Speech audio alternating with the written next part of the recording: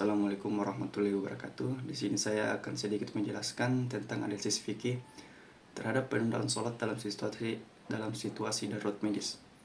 Salat merupakan ibadah utama dalam Islam yang wajib dilaksanakan oleh setiap muslim 5 kali sehari sesuai dengan waktu yang telah ditentukan dalam Al-Quran dan hadis. Allah Subhanahu wa Ta'ala berfirman dalam Al-Quran, "Sesungguhnya sholat itu adalah kewajiban yang ditentukan waktunya atas orang-orang yang beriman." Quran Surat An-Nisa ayat 103. Waktu sholat yang telah ditentukan adalah waktu yang harus dipatuhi oleh setiap muslim, dan melaksanakan sholat tepat waktu merupakan kewajiban yang sangat penting. Namun, dalam kondisi tertentu, terutama dalam situasi darurat medis, Islam memberikan kelonggaran terkait penundaan atau penggantian sholat. Situasi darurat medis yang dimaksud adalah ketika seseorang mengalami kondisi yang sangat membahayakan keselamatan atau kesehatan tubuhnya, seperti kecelakaan, sakit parah, atau kebutuhan medis yang mendesak, dan tidak dapat menunda penanganannya. Dalam kondisi seperti ini, pertanyaan mengenai hukum penundaan sholat seringkali muncul, dan para ulama memberikan berbagai pendapat untuk memberikan solusi sesuai dengan prinsip-prinsip fikih Islam.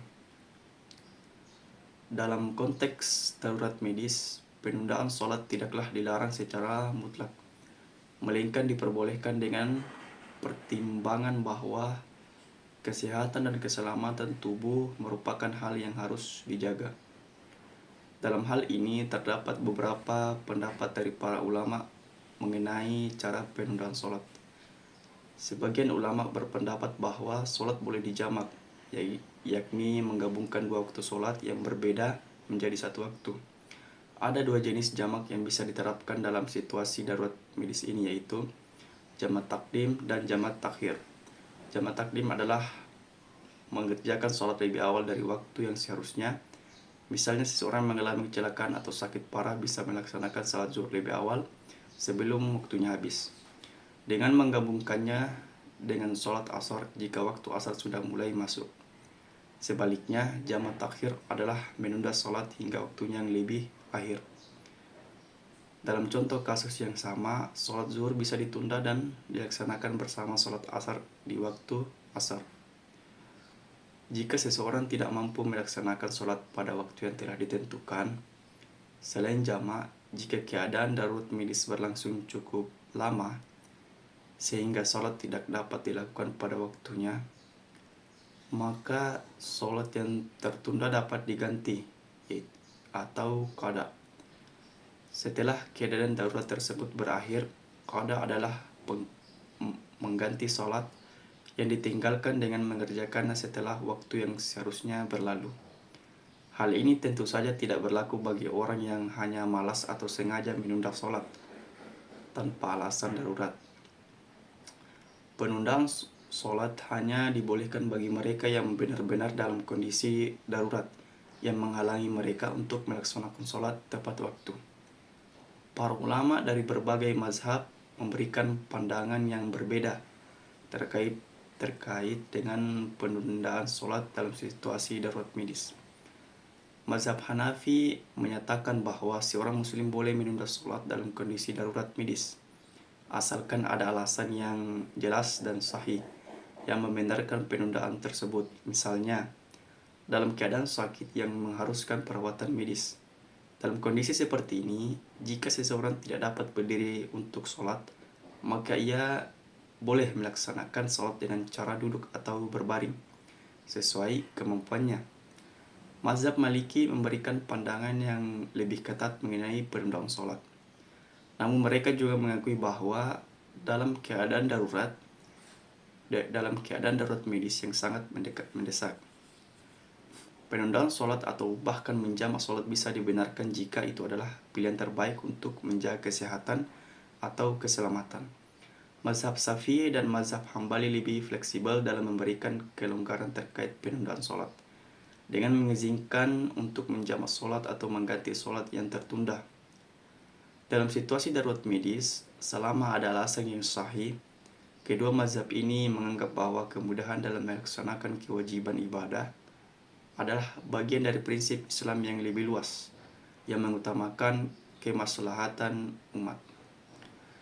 Dalam prakteknya, ketika seseorang menghadapi situasi darurat medis, misalnya seorang pasien yang harus menjalani prosedur medis yang penting, ia tidak perlu khawatir untuk melaksanakan sholat pada waktunya. Jika ia tidak mampu berdiri atau bergerak normal, ia bisa melaksanakan sholat dengan cara yang lebih mudah, seperti dengan duduk, berbaring, atau bahkan dengan menggunakan alat bantu seperti kursi roda atau alat lainnya. Hal ini berdasarkan hadis Nabi Muhammad SAW yang menyatakan bahwa seorang muslim yang sakit diperbolehkan untuk sholat sesuai dengan kemampuan fisiknya. Bahkan jika ia hanya mampu melakukan dengan isyarat mata atau gerakan tubuh yang sangat terbatas.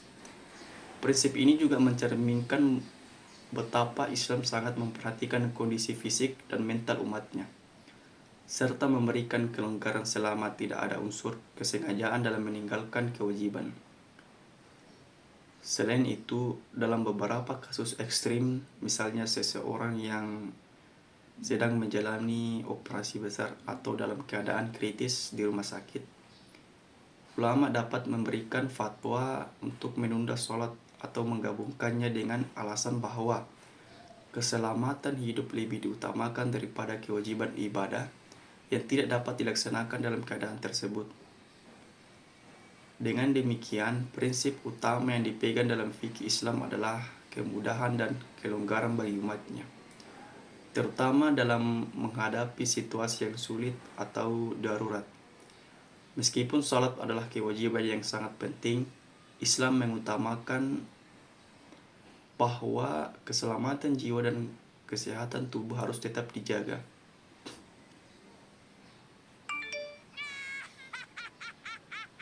Secara keseluruhan, meskipun sholat memiliki waktu yang telah ditentukan dan merupakan kewajiban yang harus dilaksanakan oleh setiap muslim, Islam memberikan kelonggaran bagi umatnya dalam kondisi darurat medis.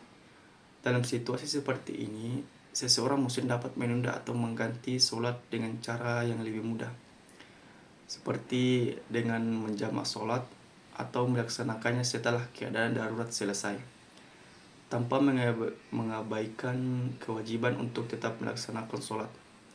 Hal ini menunjukkan bahwa Islam adalah agama yang penuh rahmat dan kemudahan, mengutamakan kemaslahatan dan keselamatan umatnya, serta mengizinkan penyesuaian terhadap kondisi khusus yang dihadapi oleh individu. Sekian penjelasan singkat dari saya. Assalamualaikum warahmatullahi wabarakatuh.